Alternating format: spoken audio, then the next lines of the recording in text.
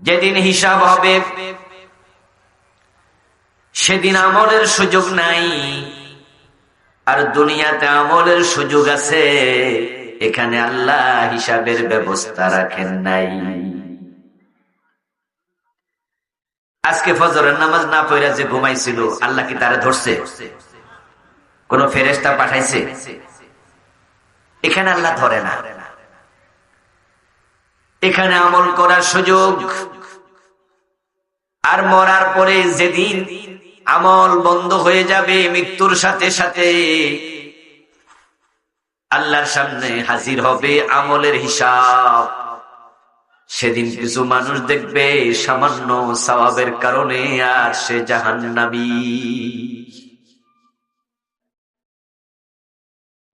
পরীক্ষার রেজাল্ট দেওয়ার পর ছাত্র দেখলো সে অঙ্কে 32 পেয়েছে, 31 পেয়েছে, অথচ আর 1 নাম্বার 2 নাম্বার বেশি পাইলে সে পাশ করত। তার বিষয় যে কয়টা আছে সব দিক পাশ করছে, শুধু অঙ্কে ফেল করছে, 1 নাম্বার কম পাইছে।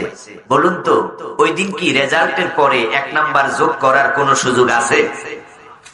তো সেদিন বুঝা লাভ কি? এই জন্য আমরা সকাল সন্ধ্যায় বেশি বেশি আল্লাহর জিকির করব, স্মরণ করব। রাজি আছেন তো ইনশাআল্লাহ? এই কাজগুলো করবে। নবীজি সাহাবারা এটা করতেন।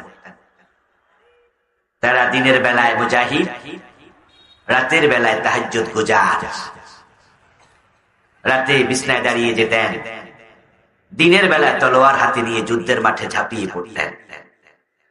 এই জন্যই তাদের 313 জন যুদ্ধের মাঠে গিয়েছে। 5000 ফেরেশতা আল্লাহ আসমান থেকে বদরের যুদ্ধে নাজিল করে ইসলামকে বিজয় দিয়েছে।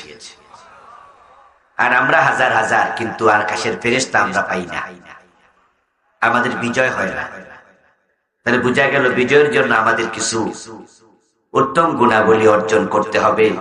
আল্লাহ তুমি তৌফিক দাও, বলুন আমিন।